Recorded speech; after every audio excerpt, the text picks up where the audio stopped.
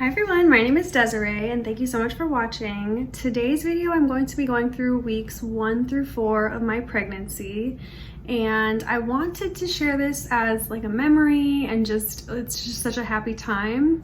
So it's something that I can look back on, and maybe it'll help some other people if you're trying to figure out, those 2-week wait symptoms, what you can do to help, conceive, help with implantation, and maybe how you can know that you're pregnant early. So today is June 20th, and I'm actually 5 weeks today from my calculations on my app. And the first week of pregnancy starts on the first day of your last period. I'm sure you know this, but my last period was on May 16th. So that was the first week, the 16th through the 23rd of May. And I was actually tracking my ovulation with the ovulation prediction sticks that you use and can track your LH surge to show you when you are about to ovulate. So I got a positive on May 29th, 30th, June 1st and 2nd. They were all really dark second lines on my ovulation strips. I actually did a video on the line progression, so you can go and see that, but this is what that sort of looks like, and then it just was almost as dark, or just as dark as that control line. So we baby danced on May 26th, 27th, 28th, 29th, and 30th. And then we did again on June 1st. So I really didn't want to miss the window. I wanted to make sure that we were doing it beforehand. So the 26th, 27th, and 28th was even before I got that positive. But from tracking my cycle the times before, I had known about when I was going to ovulate. So I actually didn't tell my partner that we're like trying in this way, that I was tracking ovulation, because I don't think men understand ovulation very well. I didn't understand it very well before I started to try to have a baby. So it puts pressure on them. And, even joking about it with him, he just didn't really like that pressure of like, oh, it's time to go for it. It just takes the romance and the fun out of it. And, when you make a baby, you want it to be out of love. So I didn't tell him about this, time frame, but we just were trying our best. I was trying to make it happen, and we ended up doing that every day pretty much.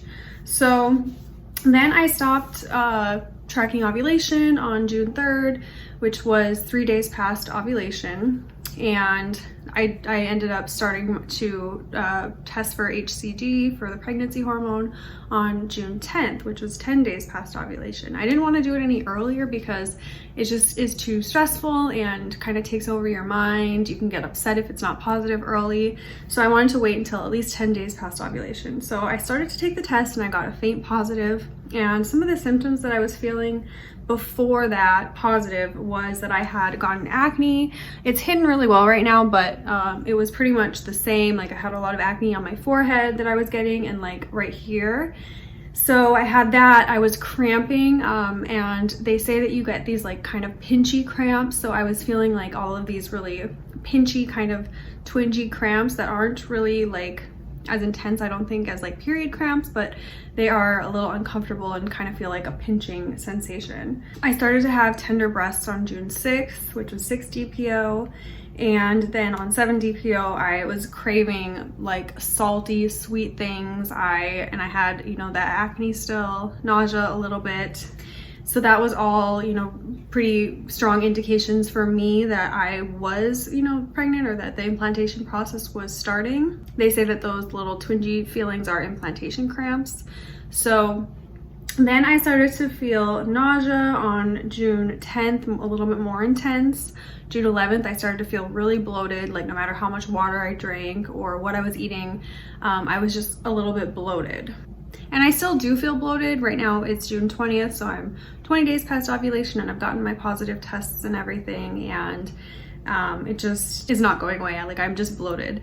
And I think that's just a lot of the things that are growing in there. Like the fluid is starting to kind of begin to grow in that area. So I don't really expect to slim down too much more than I am right now. So that is really everything that I felt as far as symptoms and kind of knowing what to expect when you are in that 2-week wait. And then what I did to help implantation is that I, right before I ovulated, so from the start of my cycle, May 16th, through ovulation, which was about around May 30th, I drank red raspberry leaf tea, and then I stopped after ovulation. And at that point, when I stopped the tea, and of course I was taking prenatals I've been taking prenatals for like 3 months now.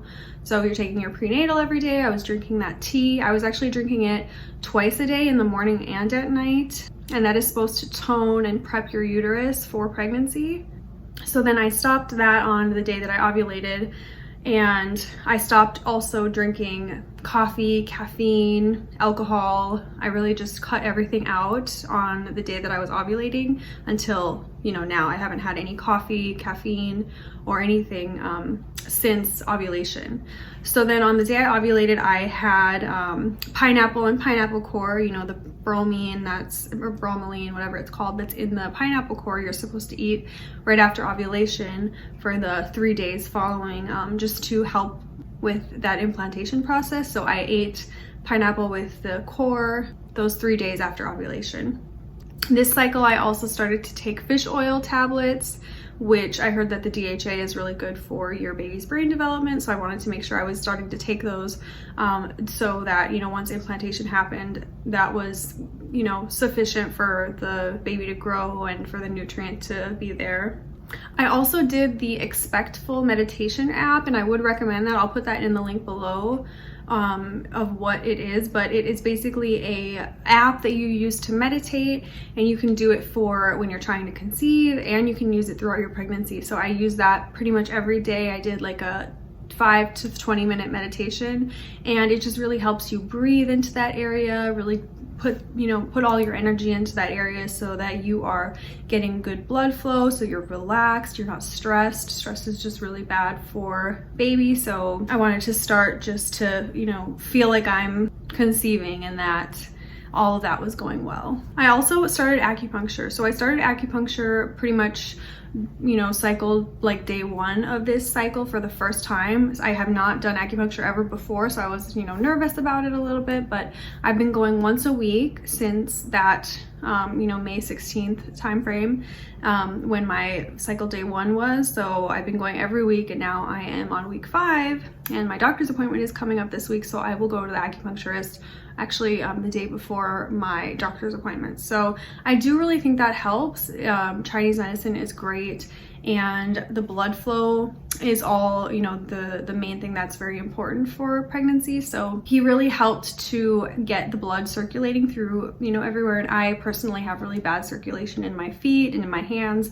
My hands and feet are always cold. So he recommended that I wear like socks and shoes in the house all the time, so my feet are staying warm, and even, like a sweater just so my whole body's staying warm. He kind of put it in the idea that before you cook something in the oven, you need to heat the oven up a little bit, make sure everything is warm and just ready to receive that baby.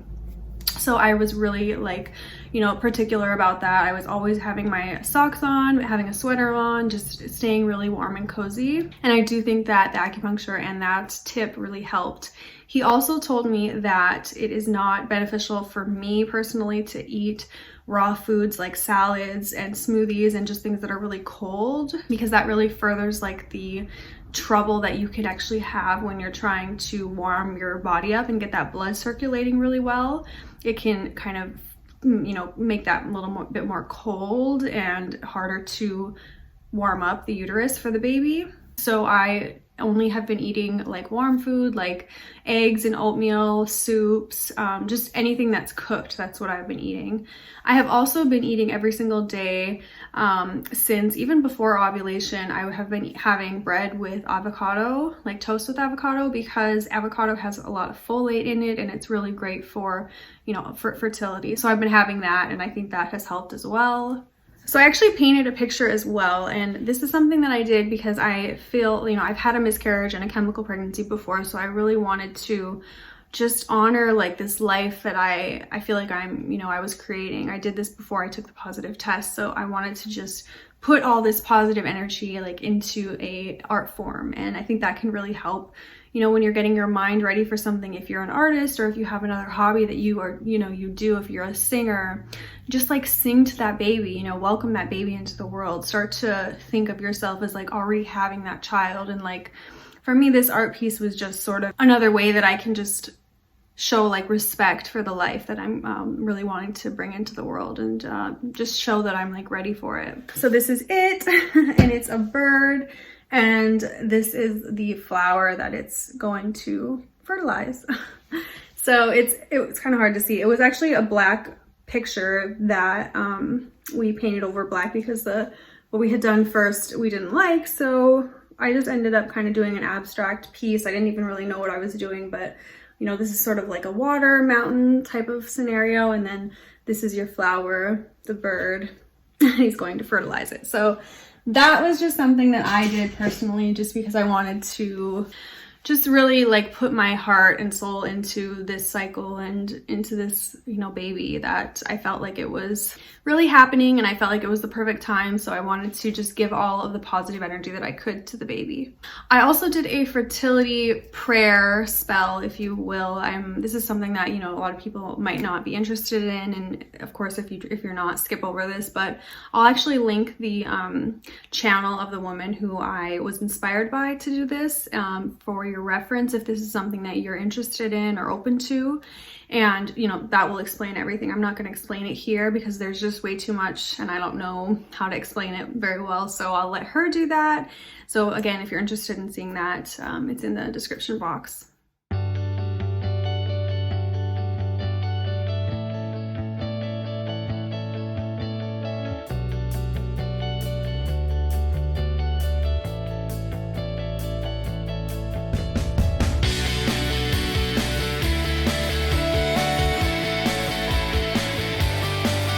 Really all that I have for weeks 1 through 4. Today is week 5, day 1, so I'm so excited to continue along this journey, and I feel so blessed and just happy, ecstatic, excited, and I just have no words. So thank you guys so much for watching, and I'm sending you lots of love and baby dust.